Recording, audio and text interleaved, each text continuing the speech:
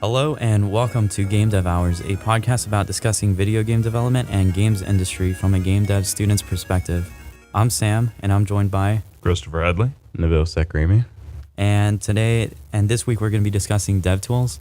So before we get into that, I just wanted to ask everybody what they're working on this week or what they're excited about. For me, this week is actually pretty on topic for what we're going to be discussing in the podcast today, which is I spent the whole weekend texturing. I got a lot deeper into Substance Painter than I did the last time I used it, and I've figured out how to actually use masks and layers and stuff, which is pretty helpful. Yeah, the spider you made is sick. Yeah. Yep, you can see the spider on the GDK Discord. Yep, it's Have in you the it's you in dropped the it in art. Yeah, it's in the Okay. it's in the art channel in the GDK Discord. Okay, The cool. sketch fab of that, which along for next week, that's kind of what I was working on last week, but over the next week I'm going to be adding some rudimentary animations to that, and that thing is going to be horrifying to see in motion. I can't wait for that. Yeah. I've been learning particle effects, actually. I bought this thing for $20 on itch called Pixel FX Designer, and it allows you to make pixel art pixel art particles. And they also have a JSON export, which I'm going to be trying to mess with to make it to where GameMaker can import the particle effects and rebuild it.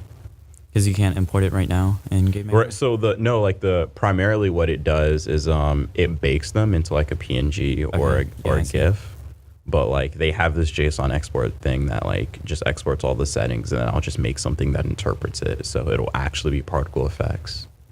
Nice. Yeah. That's awesome. This week I'm working on a alternate storyline for my game. So once you start off the game and you go do the things until it's either you continue playing the game or you don't play the game because you don't want to do the bad thing. And if you don't want to do the bad thing, it takes you back to the beginning and the game just ends. So that's the alternate storyline. The alternate storyline is just game over. It's just you have to do a bunch of other things and then it's game over. Gotcha. Is this a class project, or is this something you're working on in your own time? No, it's a personal project. Nice. Yeah. Personal project squad. Yep. Yeah. CS major, only thing I can do. Yeah. All right. Getting back into art tools. Let's get into the 3D art tools. All right. Let's start off with Chris, since he's the artist. I am, yeah, and this is admittedly an area that I'm still fairly new to. I only started really getting into 3D art this year. Aside from what I've done with physical art, I haven't done a ton of until getting into school and working with Maya these past couple semesters. I haven't done a ton of digital 3D art. But what I have done quite a bit more of is physical 3D art with things like prop making and that type of thing, which the two surprisingly transfer over.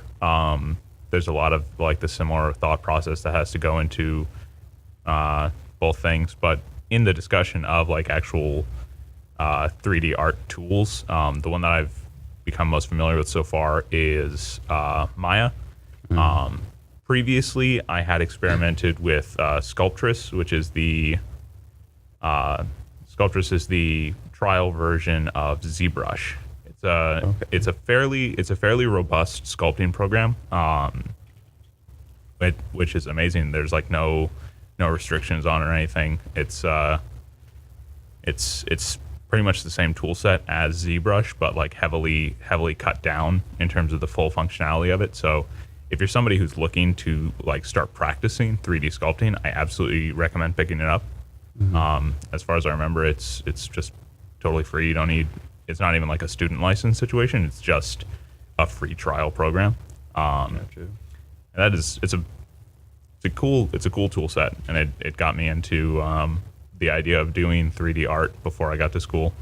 But so far, I've been most practiced with Maya. I haven't quite gotten into using things like 3ds Max. Yeah, 3ds Max. 3ds Max. I was Okay. about to- I For was about to whatever jump over reason, meme.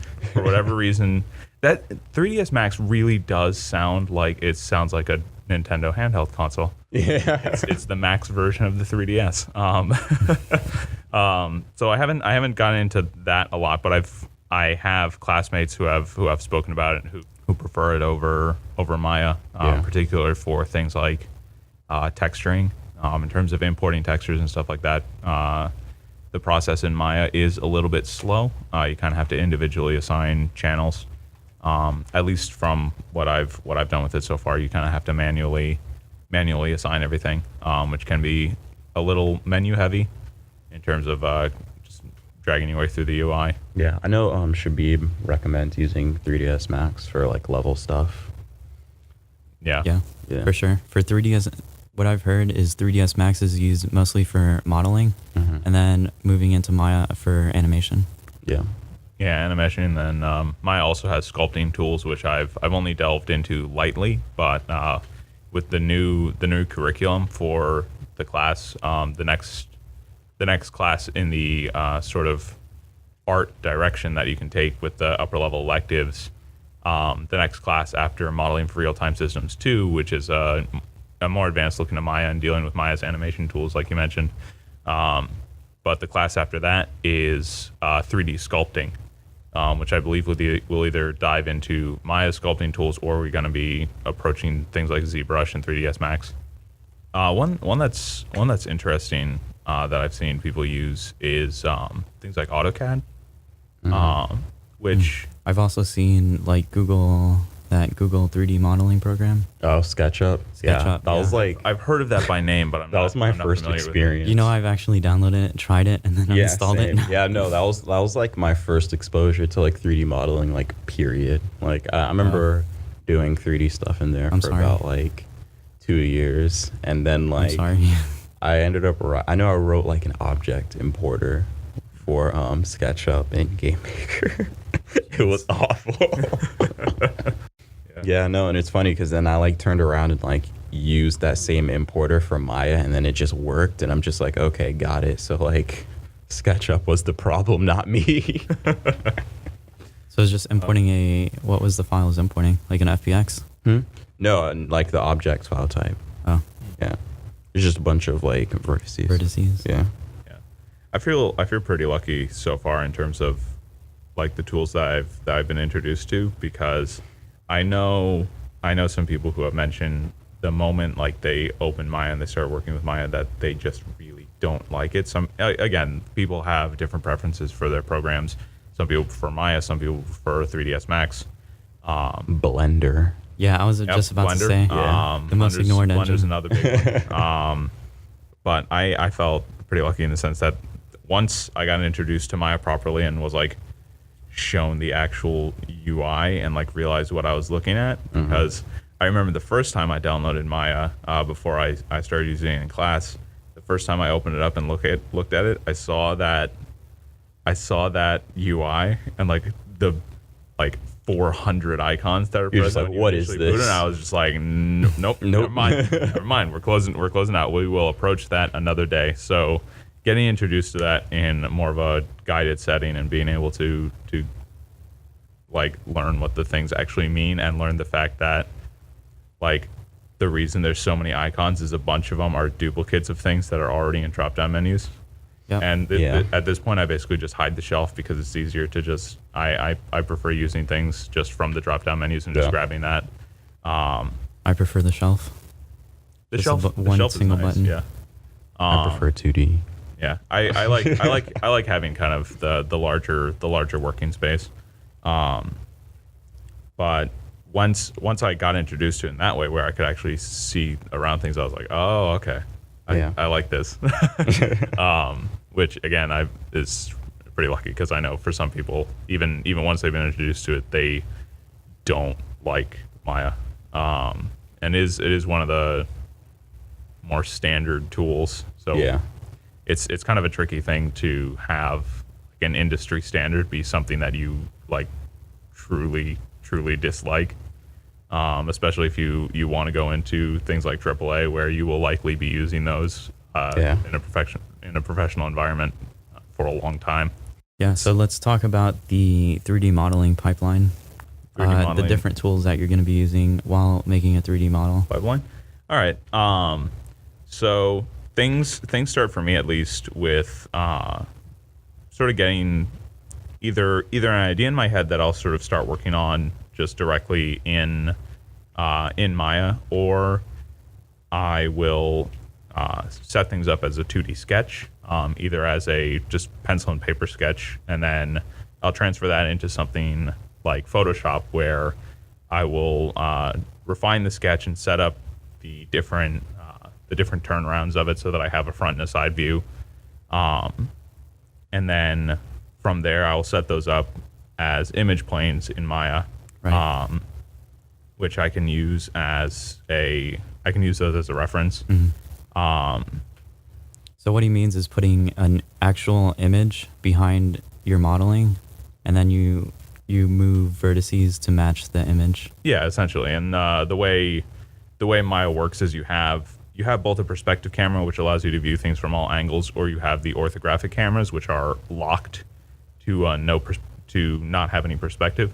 So as a result, you can take your blueprints and sort of move them out of the way of your image. But then when you're looking in the orthographic views, you will have it still like at the correct size. Yeah.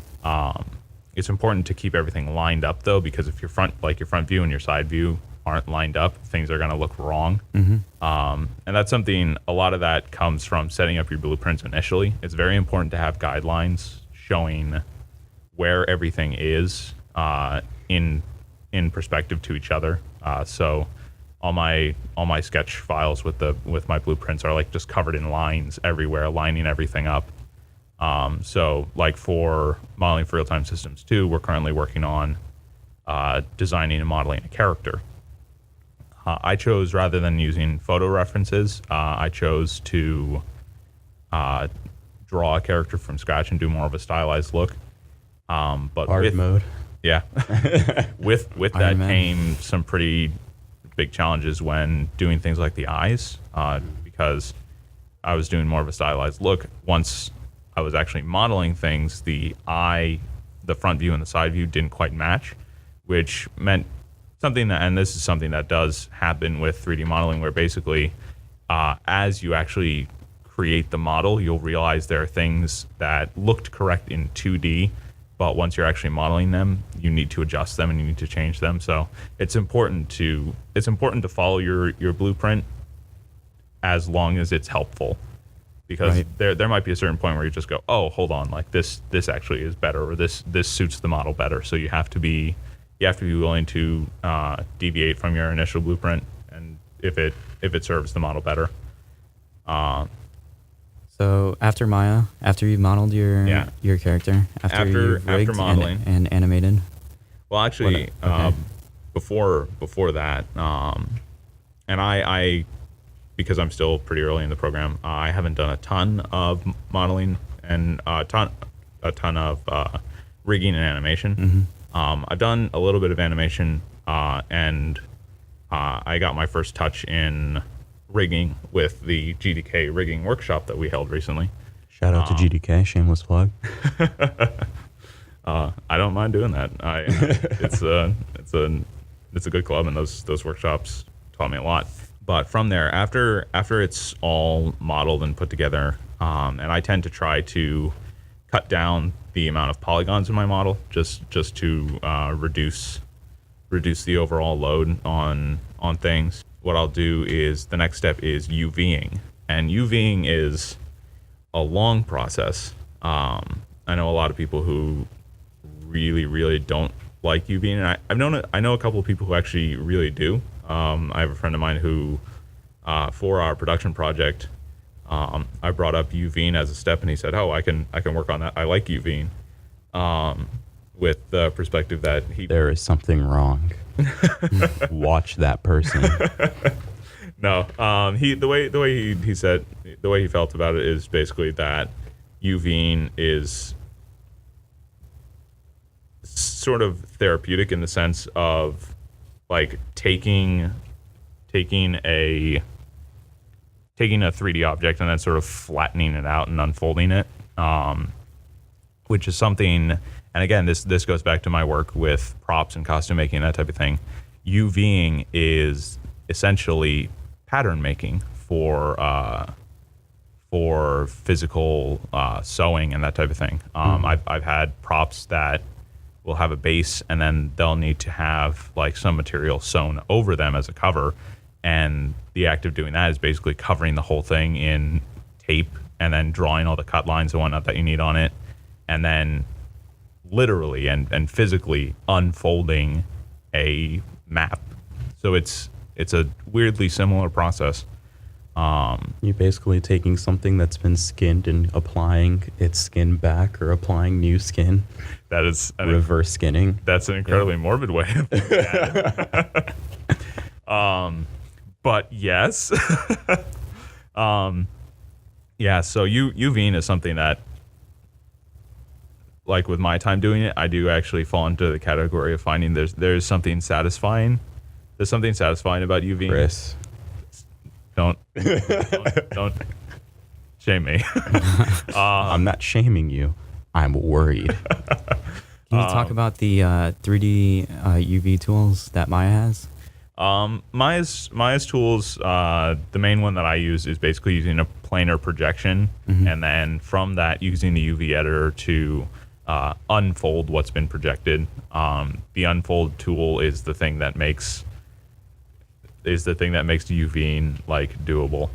Being able to do that, and again, like I mentioned, sort of those cut points, like on a physical pattern, knowing where to mark places to cut the UV so that it unfolds properly is something that takes a little bit of like weird thinking. You have to imagine it as like a 2D thing that's being flattened out in front of you.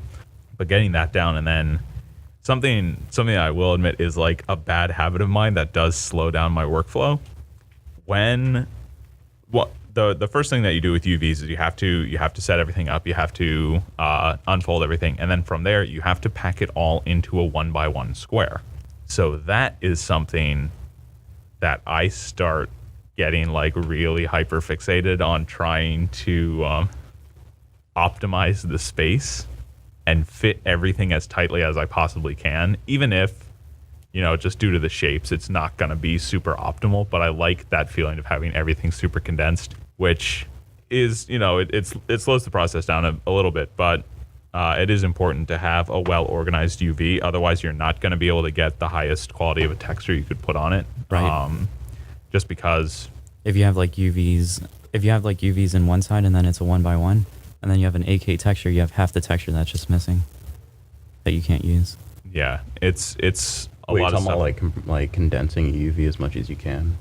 Putting it into that 1x1 square so that it perfectly fits any texture that you create for it. Yeah, I don't not necessarily condensing it, but I tend to try and fit everything in as much as possible, because by optimizing the space, you have more room to work on the UV itself. I mean, I think there would be like less texture swaps as well once you bring it in engine, because it'll take up less texture pages. Yeah. Yeah, like the model that I was most recently working on with, I guess I can dive right into the next step after UVing, which is to actually texture the model.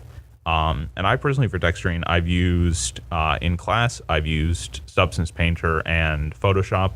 For this particular project, I focused on Substance Painter, and the way I broke up the model was into 4 main materials, which are, I had one for the body of the model, I had one that was assigned to each of the legs, not 6 different textures for each leg, but just one texture that was assigned to each leg, and then the eyes, because the eyes on the model glow.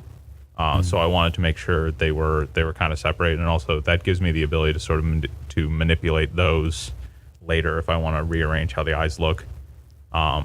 For context, the model that I'm working on is essentially a large robotic spider, and it is frankly horrifying, and I'm very excited to see it in engine. It's horrifying. Have you looked into emission maps for the lighting on the eyes? Yeah, and that is what I used. Okay. I was able to set up I was able to set up an emission channel in Substance Painter and edit those. I do need to that's something that I can refine in Photoshop later down the line, and I will likely be doing additional cleanup work on it before it's actually put into the engine. But Substance Painter is a powerful tool. Yeah, of course. Especially for it gives you access to a ton of really, really well done realistic Materials. well done realistic materials, yeah, as well as giving you a lot of tools to manipulate them. Especially they have things like their smart materials, which are designed to replicate more like procedural things. And now with Substance Designer, I've been seeing a lot of good work from that, especially Allegorithmic just put out, Allegorithmic is the company that is the creators of Substance Painter and Substance Designer, as well as they have a PBR tool for transforming photographs into normal maps and that type of thing. PBR just means physically based rendering. Physically based rendering, yes. Yeah. Yeah, I'm completely out of this field right now. Yes. Thank you for catching me every time I like use an acronym and don't explain it. But with that, Substance Designer allows you to take those and manipulate them and turn them into smart textures and whatnot that you can use in Substance Painter. And I recently started following that on just the Substance Painter tag on Instagram, which has been very inspiring to watch. That people put out a ton of really good stuff. Didn't you show me like a material of like HD corn or something once? Yeah, somebody had, like, designed butter on the side too. Somebody designed a substance material that's just it's corn. It's corn on the cob. It was really, really well done. Yeah. It was some tasty looking corn. Now So I just like go with me here. Take your spider and apply the corn material. Let's please do that. that would be uncomfortable. That would be uncomfortably horrifying because I would want to eat it. Oh, see, now you've got me imagining it like the whole thing made out of like hard candy, just this giant candy spider. I don't want to think about that. It's too early in the morning to think about that. What am I saying? It's not early in the morning. It's 11. It's 11 in the morning. It may not be when you're listening to this, but it is when we were recording. So it's a very powerful tool, and Allegorithmic put out a full YouTube tutorial series on their YouTube channel that's fully free to access, and it's a complete walkthrough on how to create a material using Substance Designer. So that's something that I've been wanting to get into personally. I haven't quite had the time to start working with that, but I have the program downloaded, and hopefully, once classes sort of get into more of a lull period after these larger projects. Yeah. Although with the way classes tend to work currently, it'll basically be It's just gonna ramp up. Yeah, It's just gonna ramp up from here. This is the lull this period. is the lull period. Time to get working. Yeah. I haven't stopped. I will be going back to working as soon as we finish recording this. But yeah, it's a powerful tool, and there's a lot of resources out there for using it. So with this particular model, I wanted to use multiple different materials. So there's a combination of metallics, plastics. The legs of the model are designed to look like carbon fiber. You're talking about your spider, right? Yeah, this is the spider model. I'm gonna keep using that as a reference because it's my most recent thing that I've worked on. For now. Well, I have like 7 more models to texture for this project. So for now, definitely. So I wanted to have a good variety of textures on there, from things that are more on the dull side and things that are shiny. So it's not So visually, there's some visual contrast because once you start getting into using like realistic materials and models, you kind of want to establish not just a visual contrast in terms of color, but also in terms of the materials on something. That's something that makes a model more visually interesting. So I'm a fan of doing that.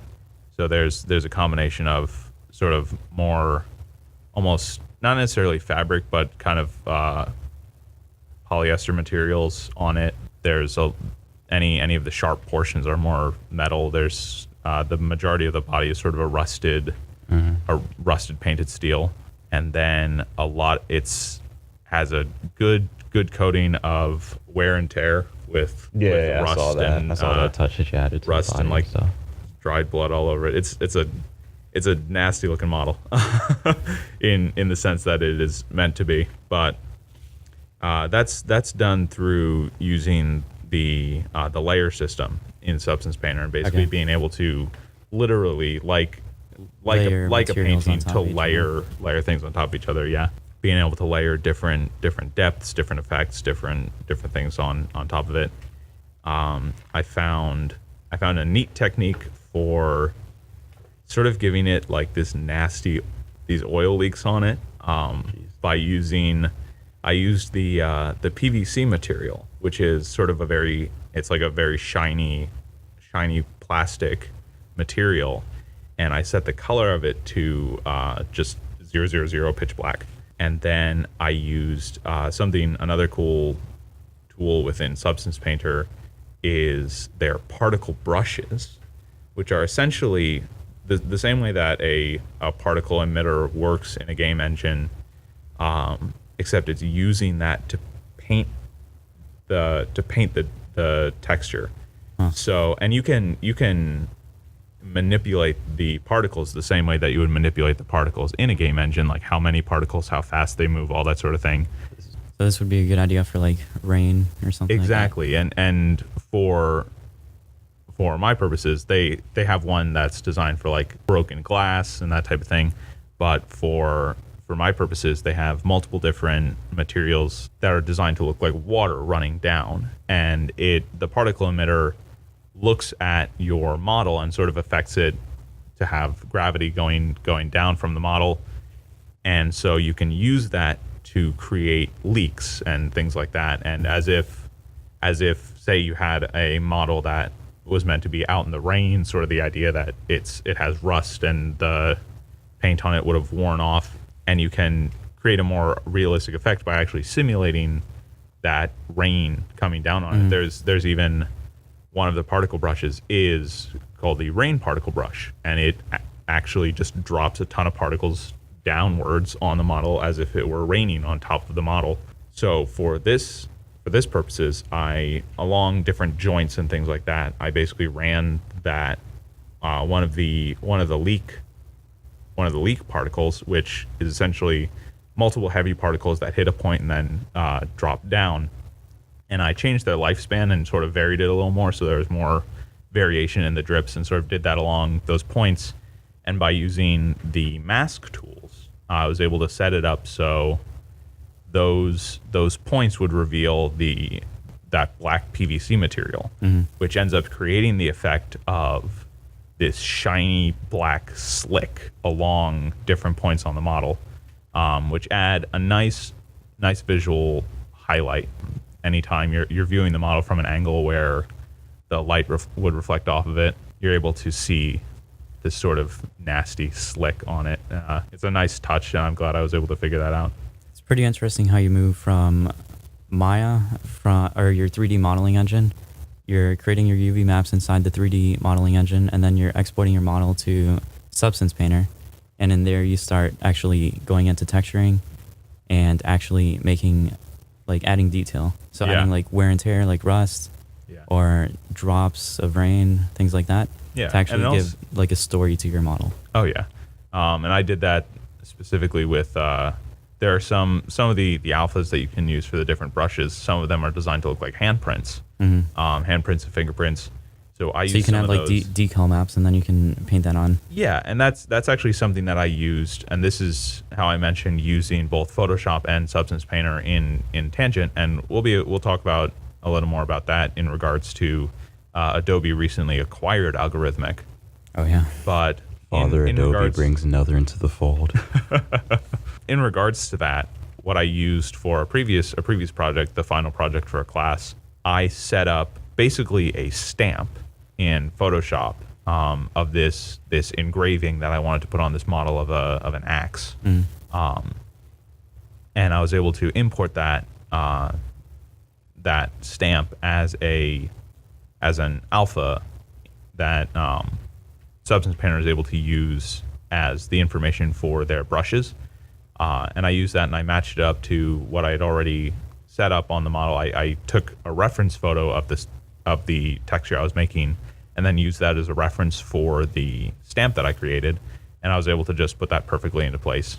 Do you think that Adobe acquiring Allegorithmic would be a good thing for integrating your different tools? So let's say you have your brushes in Photoshop and then you can just import them into Substance Painter. I am looking forward to that actually, because as it stands, you are able to export from Substance Painter, and you're able to export your Substance Painter textures as a Photoshop file. And Photoshop has a lot of good uses for refining textures and being able to add very like small specific details and that type of thing, being able to directly manipulate the things like emission maps and being able to map those out. And something that you can't do, unfortunately, is once you've exported something from Substance Painter as a Photoshop file, you can't put it back in. And I think if Adobe wants to get the most out of acquiring Allegorithmic, I think Like having the teams work together to be sure that like yeah, Integrating the different products together. yeah.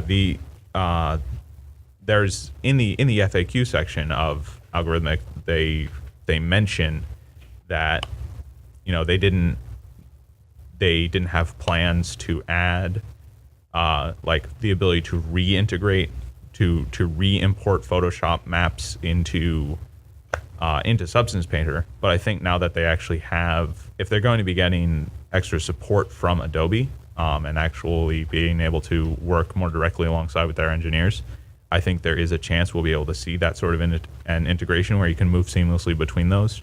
Sort of like how currently everything in the Adobe suite kind of works together. You can directly edit, for instance, with video editing. You can have Premiere and Audition open, and you can manipulate your audio files in Audition, and it will add those same edits into Premiere without ever needing to save and re-import and all that type of thing. It just happens simultaneously. Please never use those words. This works.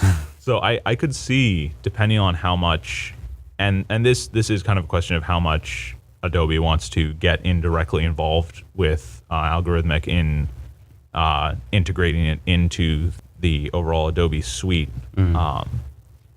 I kind of wonder if they are going to really get into that.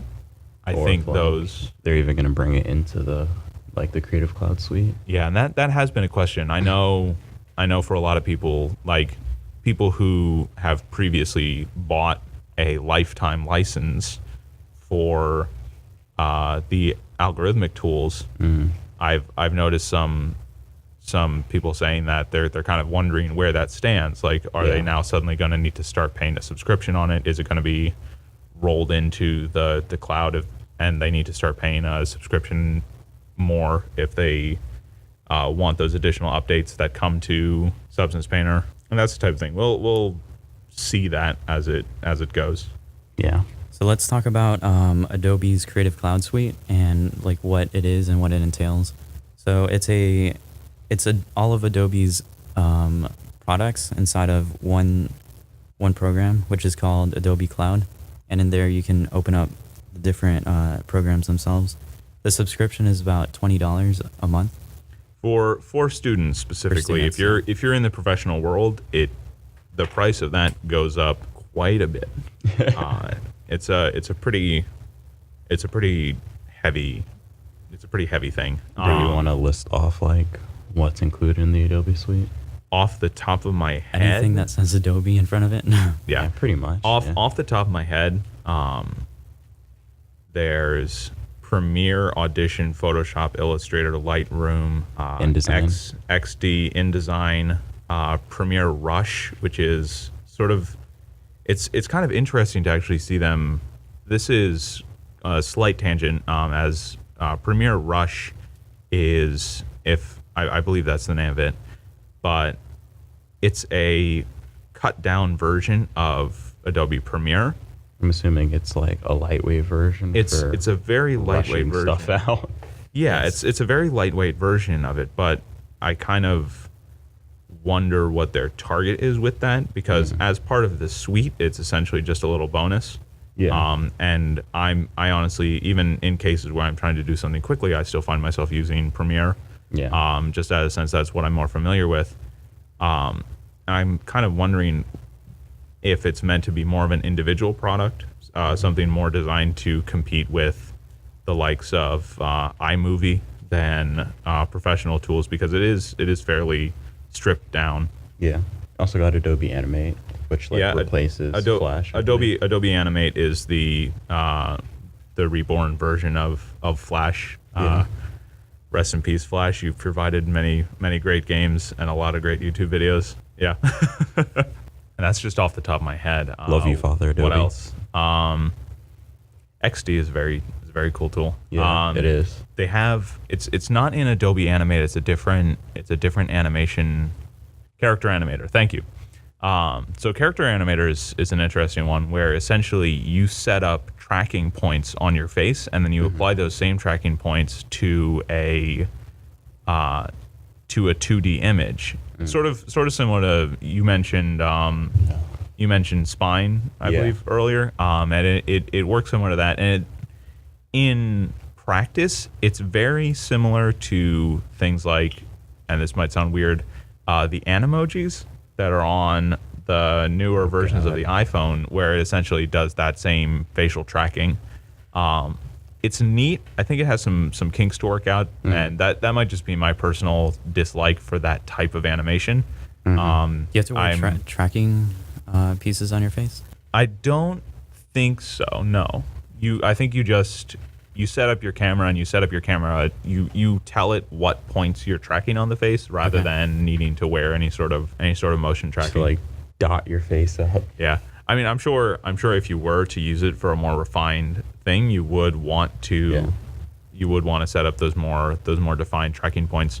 But it's an interesting tool. I personally am not a fan of that kind of animation. I'm a bit of a stickler for like some good old traditional hand-drawn animation. If you're not putting that work in and getting it in, if you're not slaving over a desk for 40 hours setting up those frame by frame animations, I'm not happy with it. Like if your eyes ain't strained for that animation, I don't want it. Yeah. If you're not sleeping under your desk, it's not real animation.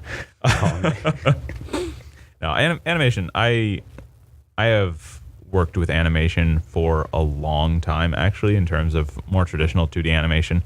I was making like 2D stop motion animation, just like manipulating cutout pieces of paper when I want to say like self-part style. Not that refined. Yeah.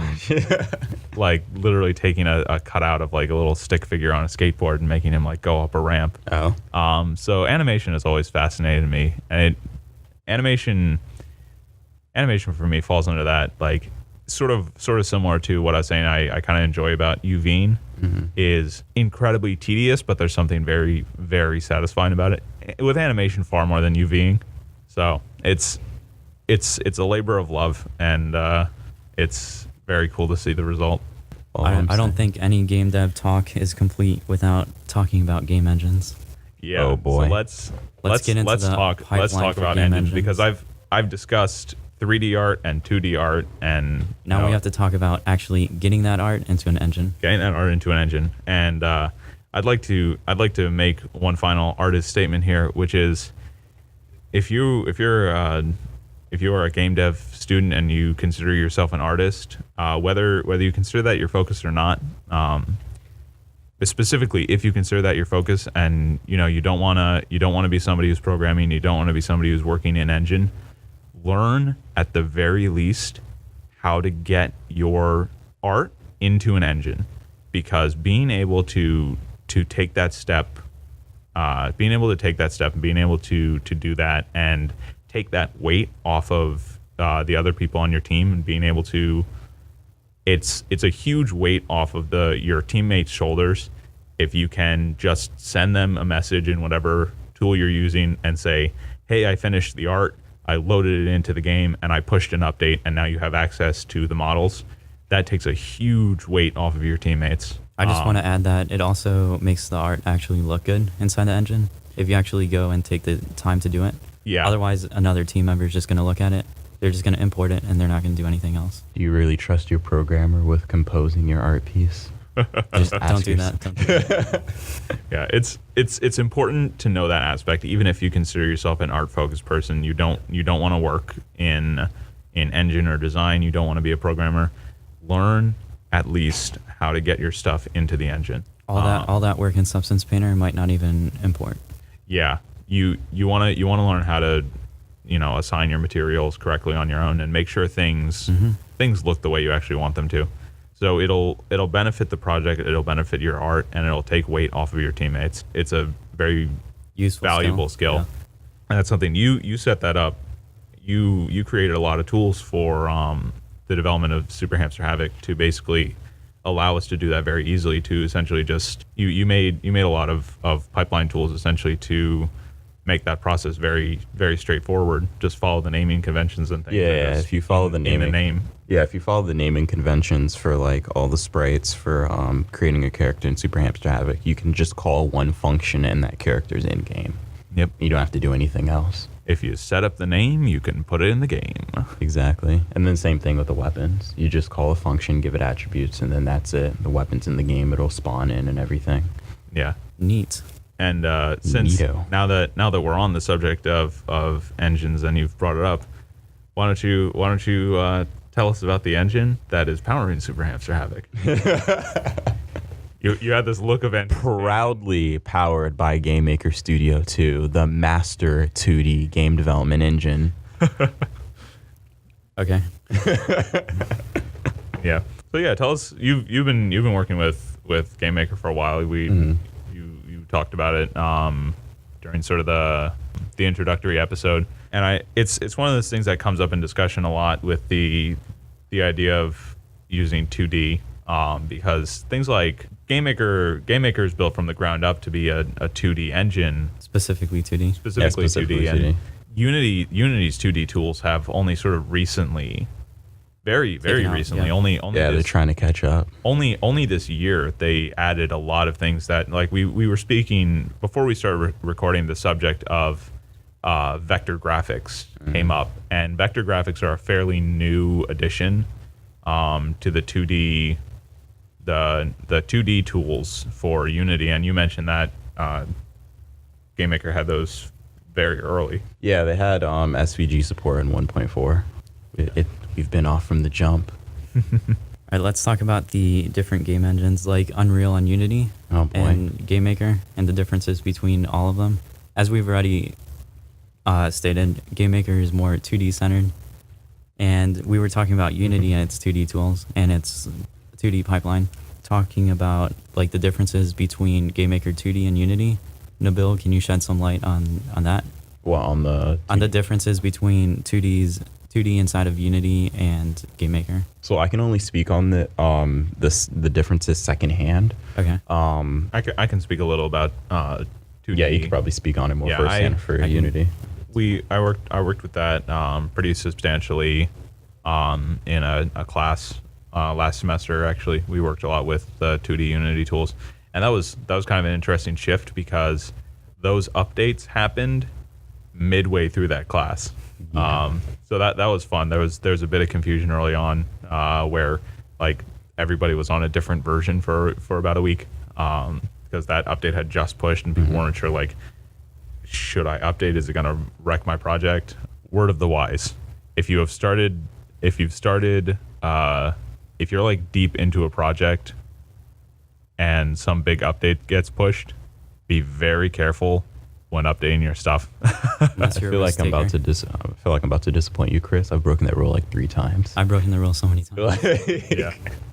You just have to be careful. Save Don't do it in a backups. professional environment. Save Let's backups. leave it at that. If you're someone using, if you're using Unity, I personally recommend getting the Unity Hub. Use Hub. Ignore the other installer entirely. Use Unity Hub for everything. I disagree. Yeah. I have like 8 different folders of different versions. Why of Unity do that to yourself, though? Because you can. The day that I found out that Unity Hub was a thing, I was so mad because I'm just like, this should be the prominent button. Like, installing the current version should be that little gray button off to the side. Like, I guess if you want to use this, sure, whatever. Yeah, the Unity Hub is very helpful and allows you to basically choose what version of Unity you want to launch at startup. So if you're working on a team, you can assign what version is being used. Yeah. But going back to the to 2D engine prospects, I think something that is a bit of a gate for a lot of people is GameMaker Studio 2 is a paid engine. Yeah. It is something you have to get a license for. It's a powerful tool, but it does require that bit of investment Upfront. Yeah. Yeah. It's a strong community though. It's Resilience. It's and also Never kill us off. the Discord server is very accessible if you need to ask questions, that type of thing, and speak with a developer, speak with other people using the engine. Yeah, it's a small engine, so getting in touch with developers on the actual engine side is pretty easy. Wow, that felt so underhanded, Sam. It's the same with Unity too, to be honest. There's so many engineers, you can just hop into a Gamedev related Discord channel or Slack channel, and there's probably going to be one engineer in there. Yeah. But I'd say the best secondhand comparison that I can make between working in GameMaker in 2D versus working in Unity in 2D is watching the classes for production do the Donkey Kong assignment. Oh boy. And the Mario 1-1 assignment. You might need. Bill, I don't think you might need to provide a little more context. To that for those who are I don't think you should be basing your opinion on Unity based on Mario 1-1, please. So for production in previous years, they had to recreate Donkey Kong and the first level of Super Mario in Unity, and watching that from the sidelines, knowing that could be done in GameMaker in one sitting was atrocious. They had to bend over backwards to make it do basic things. I would say those tools have definitely improved, because that was something with the new version of Computer as a Medium, that class, which if you're a game dev student here at UCF, that is a class that you will be taking down the line, whether you are art focused or not. And that class, one of the assignments within that class was doing that, the Mario 1-1, and with the improvements to the tile map tools in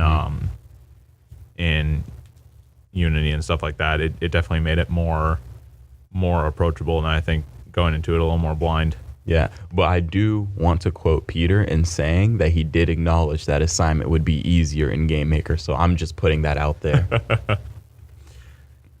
And it would be, Sam, no matter how condescendingly you stare at me. I disagree. I will admit, it is interesting sitting directly between the two of you, because there is physical tension that I can cut with a knife between these two engine preferences.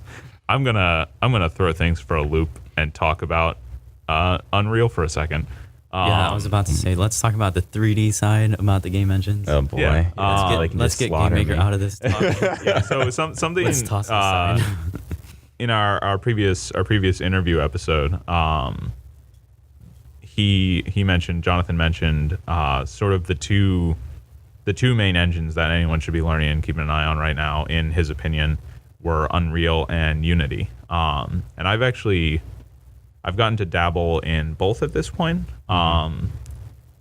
Through my time with modding. One of the first the first mods that I actually like published was I made a voice pack for XCOM 2, the newer version of the reboot of the XCOM series, and Firaxis and the development team behind XCOM 2 provided they created an SDK kit for people who wanted to mod the game. And Just like Source, right?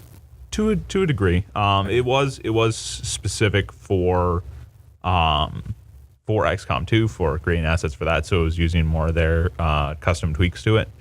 But it was interesting for me as someone who at that point hadn't really done any programming to see visual scripting for the first time, and basically being able to set everything up through nodes and modules rather than actually writing code, which at least from my perspective as someone who was completely blind to the world of coding at that point, it was a little more approachable.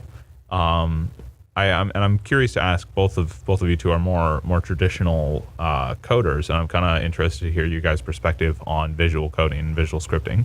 So like, I feel like I'm the stereotypical guy where like I would down talk like all visual scripting, but I will be honest in saying that like when I first started messing with the blueprint, I'm like, oh, so this is like visual scripting but good.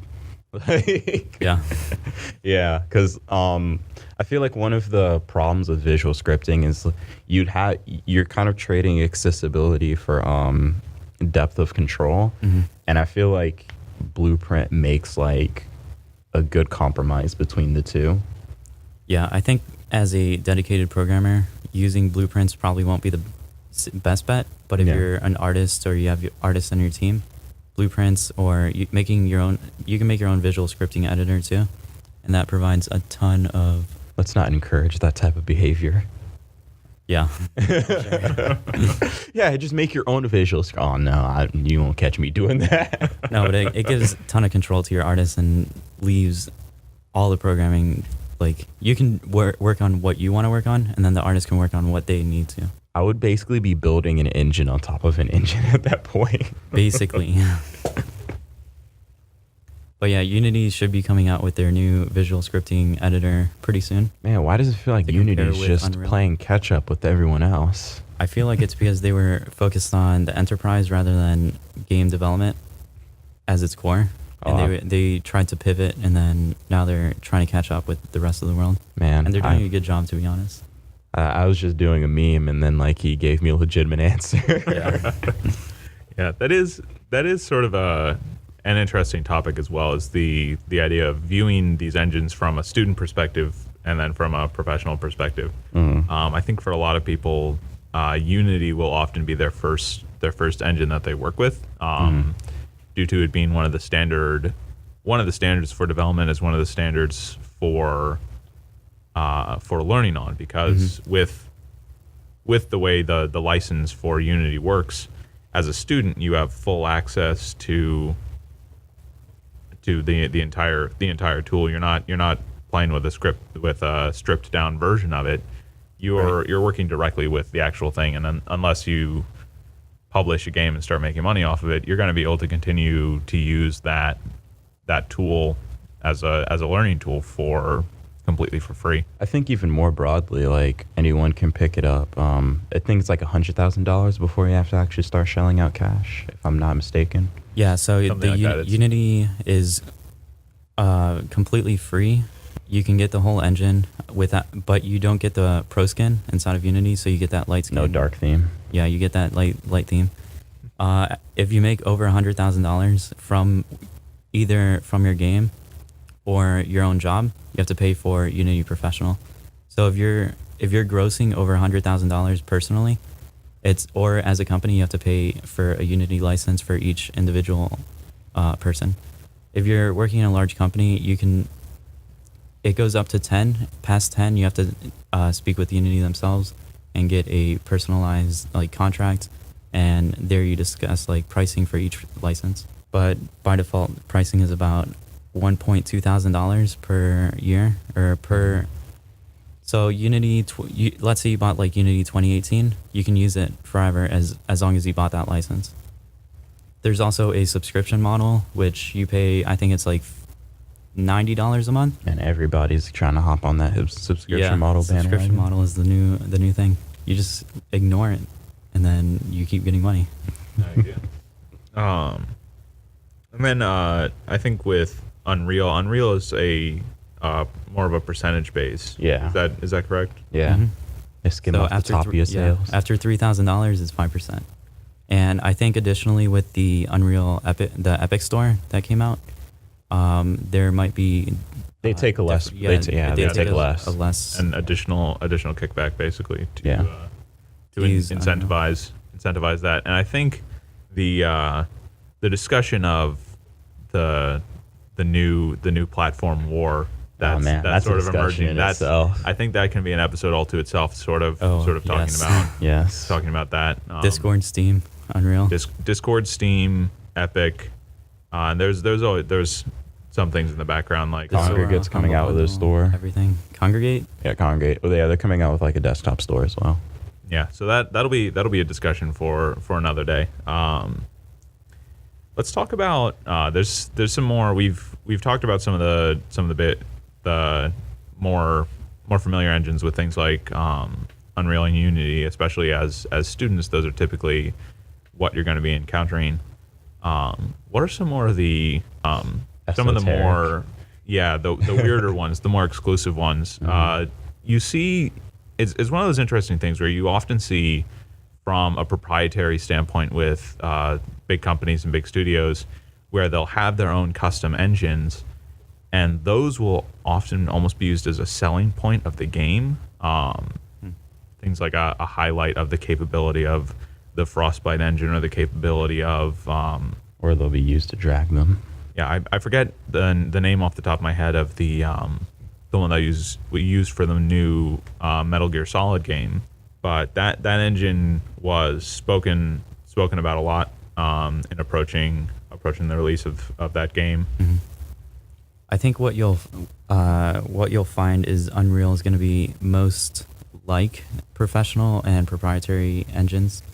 If you look at Unreal, you can easily hop into like CryEngine or Lumberyard if you have that Unreal experience, because it just makes more sense from a purely game dev perspective. Yeah, it makes all the UI that they front look a lot less scary. Right. So a lot of the most like exoteric engines that are coming out, like Godot, Default. Monogame, Lumberyard.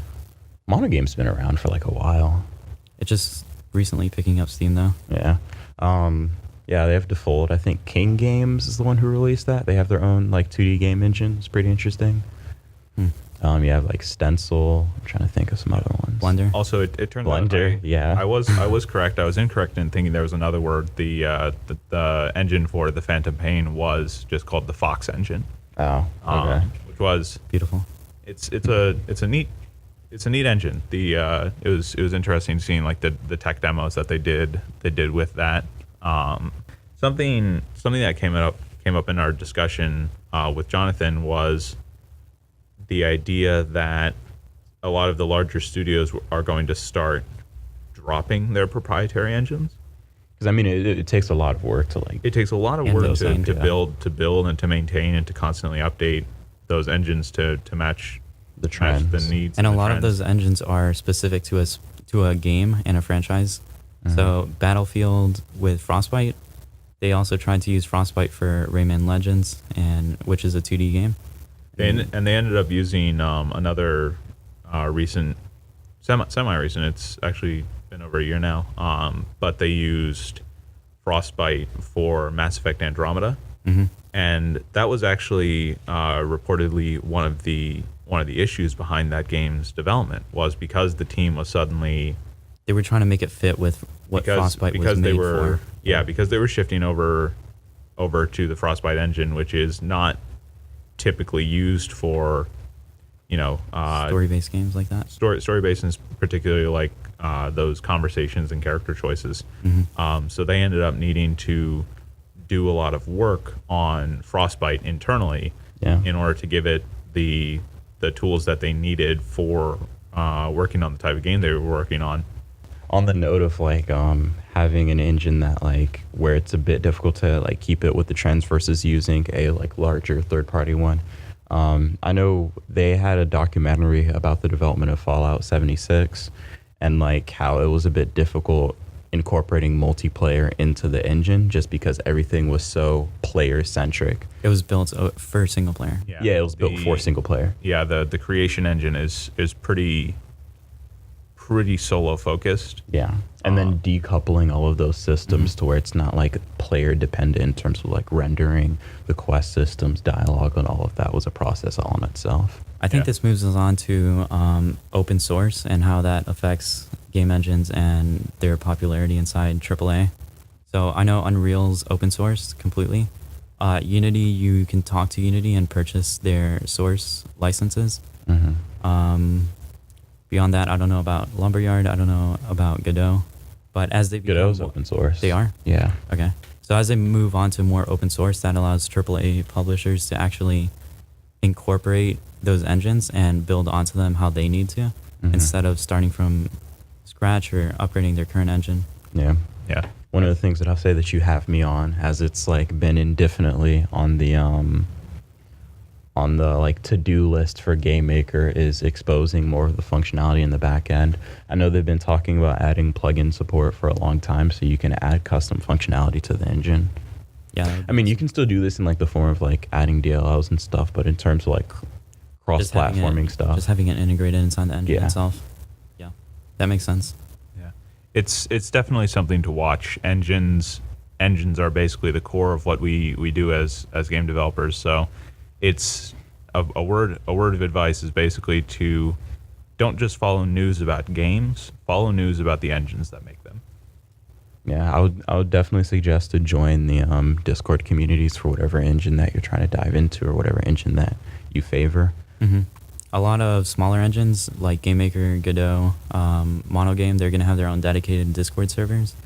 Like Unity, Unreal. I think Unreal has their own too. And I'm not sure about Unity, but there's... I mean, you mentioned one for Unity that I think you were in at one point. It was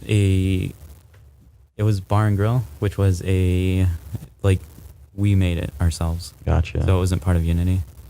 I mean, to be fair, the GameMaker one isn't officially part of GameMaker. But unofficially. Yeah, Yeah. like there's GameMaker employees in there. They shout Right. it out a lot. Like, yeah, but Yeah. it's not officially a GameMaker server.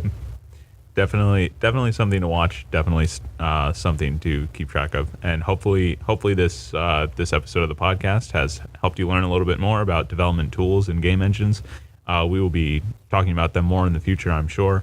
But for now, we're going to start wrapping things up. This is Sam. This is Nabil, GameMaker Master Race always. Unity's the best. And this is Christopher, who's just here to put the stuff in the game. Thank you all for listening. We want to give a special thanks to Marco for our theme music, Sia for our writing and research, Heather, our producer, and a new addition to the team, Gabriel, our new audio engineer. Audio Furor. All right. Thank you, everyone. Have a wonderful day.